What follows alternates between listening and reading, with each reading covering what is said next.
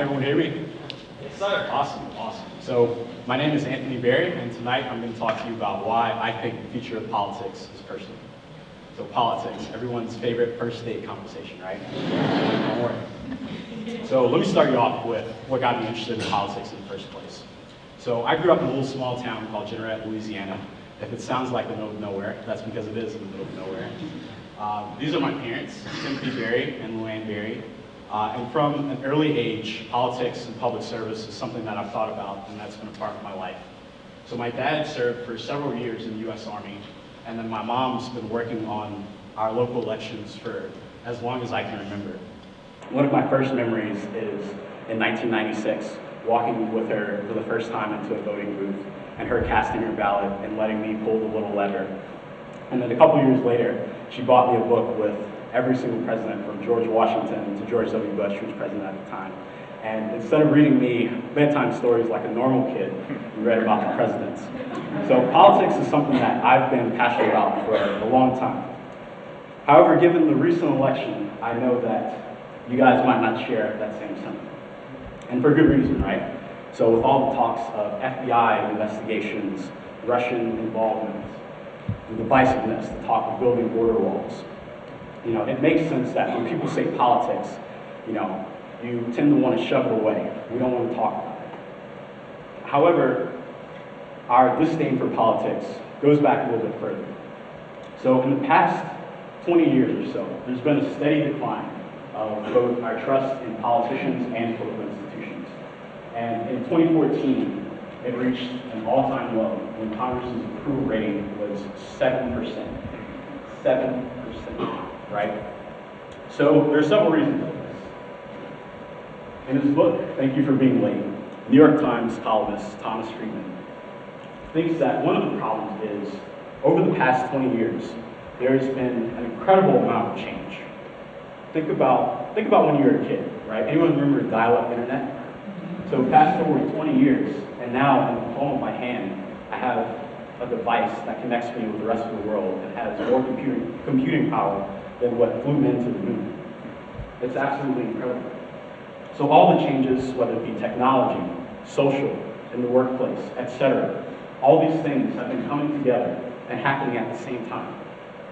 However, our politics, the way we think about politics, hasn't changed with it, right? So I think one thing that we have to do is we have to change the way that we think about politics. So we can start with this idea from sociology. It's called proximity. So you can think about it in this way. In our lives, we have these different spheres, right? We can think of it first in spatial terms. So when you came here tonight, more than likely, you sat by someone who you already knew. If you were sitting by yourself and then someone just randomly came up and sat next to you, you'd feel a little uncomfortable, right? And so we can think about proxemics also in non-spatial terms. So we interact with our friends, our families, etc. We interact with them in different ways, right? But that last sphere, the public space, that's one that we don't think about often. That's our connections to everyone else that isn't our significant other, friend, family member. In order for us to understand politics, we have to think about that last sphere, how we connect to each other. And so, here's my definition of politics. Actions by individuals and groups organized to seek the common good of a society. So if you notice, it doesn't say actions by politicians or actions by public officials. It says actions by individuals and groups. All of us, you, me. And so, in President Obama's farewell address, I think he summed it up very well when he said, "The most important office in a democracy is citizen." So that's most of us here in this room. All of us, whether we realize it or not, we're connected. We share a common bond and a common heritage. I think one of the best ways, one of the best examples of people coming together, not being politicians, not being public officials, coming together and taking action and getting involved to make a difference is what happened 50 years ago, over 50 years ago in Selma, right here in Alabama. One of the interesting parts about the Selma March and the larger civil rights movement was that most of the people who were involved were just ordinary Americans. but they were inspired by the ideals of our nation. We hold these truths to be self-evident, that all men and women are created equal, that they're endowed by their Creator with certain inalienable rights, that among these are life, liberty, and the pursuit of happiness, right? And so, inspired by that idea, they took action. They made a difference.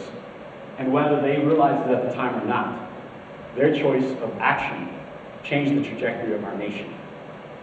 It's because of their yes that I can stand here in front of you as an African-American student here at the University of Alabama. We can come together in a room, black and white and everything in between, and we don't even have to think twice about it. It was because of their yes that we can all be here. And what I want you to understand tonight is that someone, somewhere in America, is waiting on your yes. So fast forward to right here, right now. What can we do? So we don't have to reinvent the wheel completely. There are a number of organizations that if you're looking to get into volunteering, getting into civic engagement, getting into politics, you can join them. So things like Teach for America, things like AmeriCorps, serving your country somewhere in a disadvantaged community and making a difference in whatever way that you can. Or the more traditional route of joining your local Democratic or Republican Party. Even if you don't completely align ideologically with those, both parties, in order to break up the divisiveness that we've seen in the past 20 years, both parties need ideological diversity from various people in order for us to solve the problems moving forward. So those are the more traditional routes.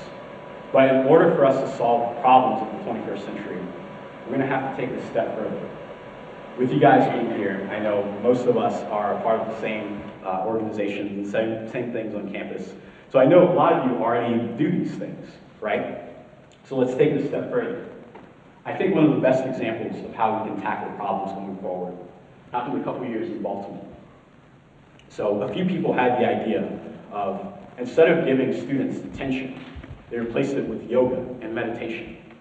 And over 2 years, after they implemented the program, not a single student was sent to detention or was suspended. All it takes is an idea. The theme of Tide Talks is revolutionary ideas. When we think about ideas, they can be great.